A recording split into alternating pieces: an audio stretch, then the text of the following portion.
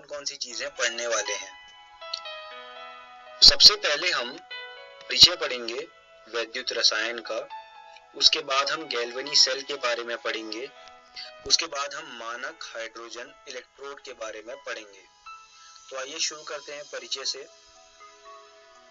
वैद्युत रसायन में रासायनिक प्रतिक्रिया के दौरान जारी ऊर्जा से विद्युत ऊर्जा के उत्पादन का अध्ययन होता है। इस पाठ में हम काफी सारे सेलों के बारे में पढ़ने वाले हैं, बैटरियों के बारे में पढ़ने वाले हैं। तो शुरू करते हैं पहले सेल से, जिसे हम कहते हैं गैल्वेनी सेल। तो आइए जानते हैं गैल्वेनी सेल क्या होता है। यह रासायनिक ऊर्जा को विद्युत ऊर्जा में परिवर्तित करता है। यह सेल गिब्स ऊर्जा को विद्युत कार्य में परिवर्तित करता है। यह गैल्वेनी सेल होता है। आइए देखते हैं गैल्वेनी सेल का चित्र। भी जो आपके सामने स्क्रीन पे आया वो गैल्वेनी सेल का चित्र है। आप देख सकते हैं चित्र में आपको दो बीकर दिख रहे हैं, एक नीले रंग का बीकर है और एक ग्रे रंग का बीकर है।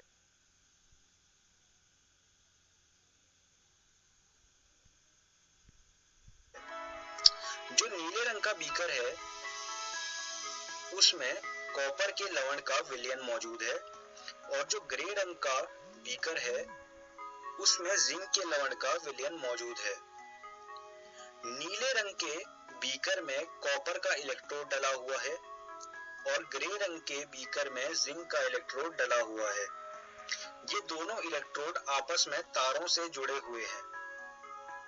आप देख सकते हैं जिंक के इलेक्ट्रोड में माइनस का साइन है और कॉपर के इलेक्ट्रोड में प्लस का साइन है। और आप ये भी देख सकते हैं कि इलेक्ट्रॉन का प्रवाह जो है वो माइनस से प्लस की ओर जा रहा है, उसके विपरीत जा रहा है विद्युत धारा।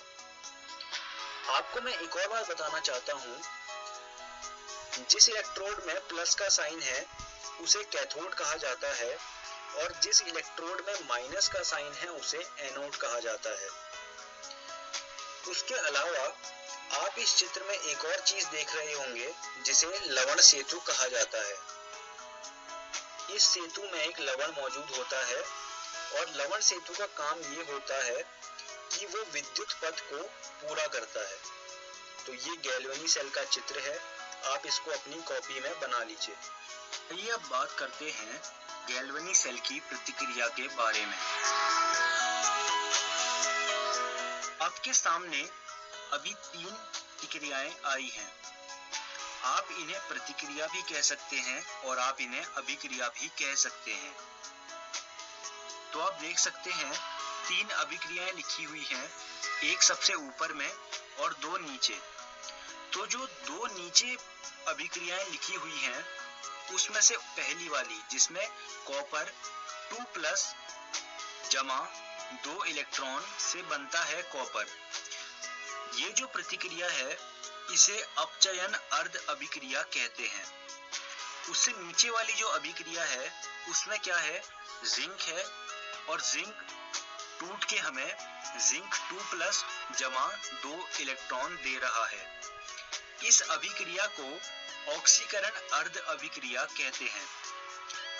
इन दोनों अभिक्रियाओं को अगर हम जमा कर दें तो हमें ऊपर वाली अभिक्रिया मिल जाती है जिसमें जिंक जमा कॉपर 2+ देता है जिंक 2+ जमा कॉपर।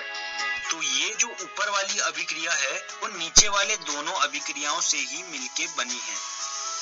आइए अब आगे बढ़ते हैं और बात करते हैं इलेक्ट्रोड विभव की। इलेक्ट्रोड एवं वैद्युत अपघटय के मध्य विभवांतर उत्पन्न हो जाता है जिसे इलेक्ट्रोड विभव कहते हैं। जब सभी स्पीशीज की सांद्रता केवल 1 इकाई होती है तो उसे मानक इलेक्ट्रोड विभव कहते हैं। तो ये दोनों चीजें आप अपनी कॉपियों में लिख लीजिए, ये बहुत ही जरूरी है परीक्षा के उद्देश्य से। अब आगे बढ़ते हैं, सेल का निरूपण क्या होता है।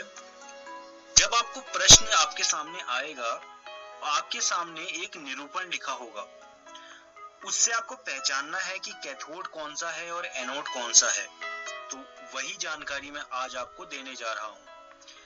अभी हम ऐसा मान के चलते हैं कि तांबा और चांदी का सेल है, उसके लिए निरूपण निम्नानुसार होगा।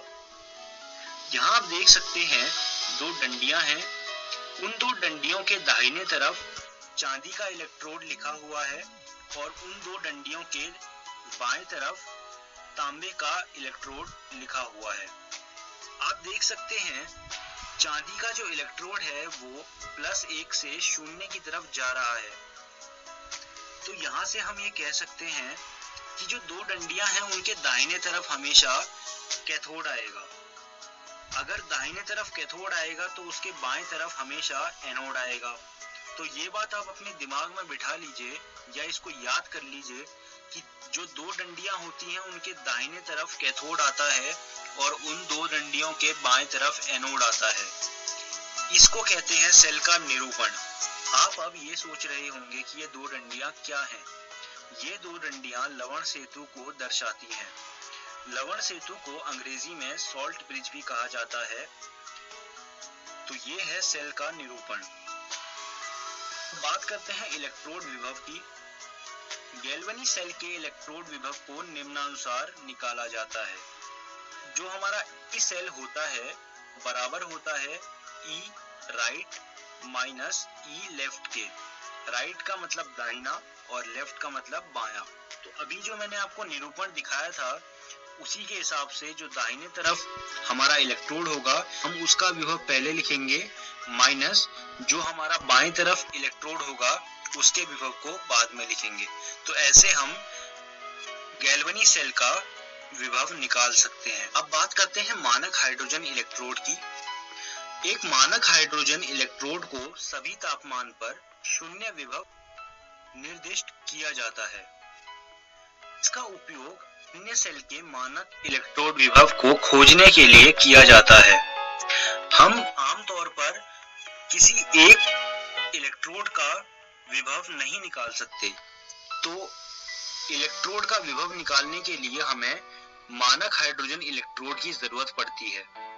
तो ये होता है मानक हाइड्रोजन इलेक्ट्रोड। अब हम इस वीडियो के अंत में आ गए हैं। आइए जानते हैं कि हमने आज की इस वीडियो में क्या क्या सीखा। सबसे पहले हमने इस पार्ट का परिचय पढ़ा, उसके बाद हमने गैल्वेनी सेल के बारे में पढ़ा और आखिरी में हमने मानक हाइड्रोजन इलेक्ट्रोड के बारे में पढ़ा। मैं उम्मीद करता हूँ आपको मेरी पढ़ाई हुई सारी बातें समझ आई होंगी और मैं आपको ये सुझाव दूंगा कि आप ये सारी चीजें रसायन विज्ञान की NCERT भाग 1 से कर लीजिए और इस पर आधारित कुछ